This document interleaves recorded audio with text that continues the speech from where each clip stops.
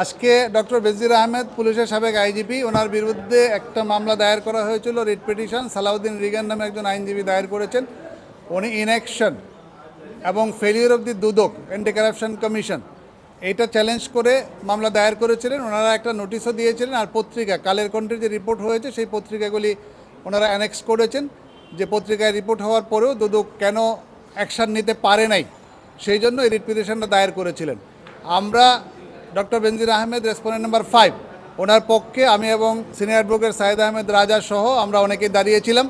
সেখানে আমাদের বক্তব্য ছিল যে যেহেতু অলরেডি গত 18/4/2024 তারিখে দুদক একটা কমিটি গঠন করেছে, ইনকোয়ারি কমিটি, পত্রপত্রিকা সহ সব জায়গায় এটা ওয়েল সার্কুলেটেড হয়েছে।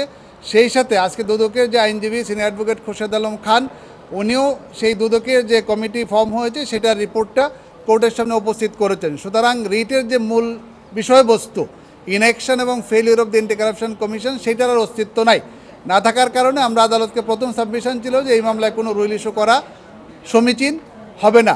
আরেকটা সাবমিশন ছিল যে ওনারা আসছেন আর্টিকেল 21-কে রিসোর্ট করে, কিন্তু আর্টিকেল 21-এর যে প্রভিশন রাখা হয়েছে কোনো নাগরিক সরকারি সম্পত্তি রক্ষার জন্য আদালতের কাছে আসতে পারবে বা যে কোনো কর্তৃপক্ষের কাছে যেতে পারবে, সেটা কিন্তু ফান্ডামেন্টাল প্রিন্সিপাল অফ স্টেট।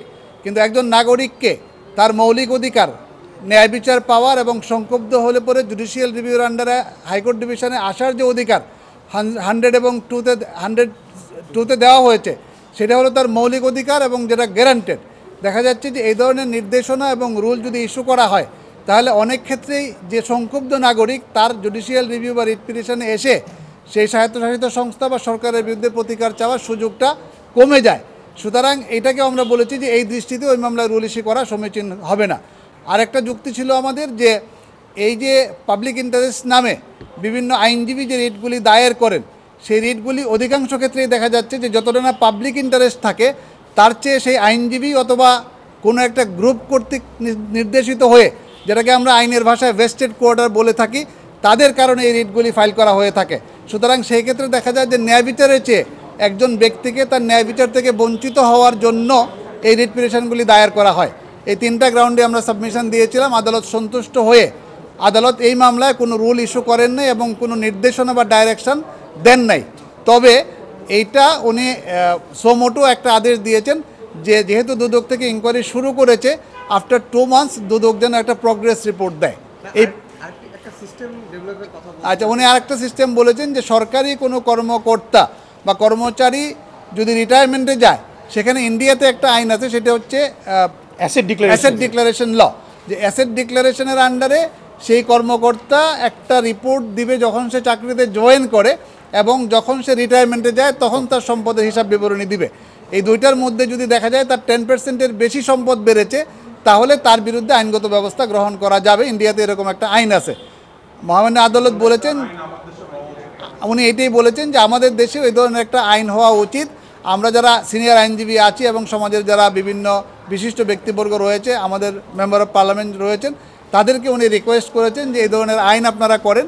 কারণ আদালতও কিন্তু সরকার যেরকম দুর্নীতির বিরুদ্ধে জিরো টলারেন্সে আছে, আদালতও কিন্তু সেই দৃষ্টিভঙ্গি নিয়ে এই কাজ করেন এবং আদালত তো তার চেয়েও বেশি, কারণ মানুষ ন্যায় বিচারের জন্য এখানে আসে। যদি কারাপশন হয় ডেফিনেটলি আদালত সেখানে বসে থাকবেন না।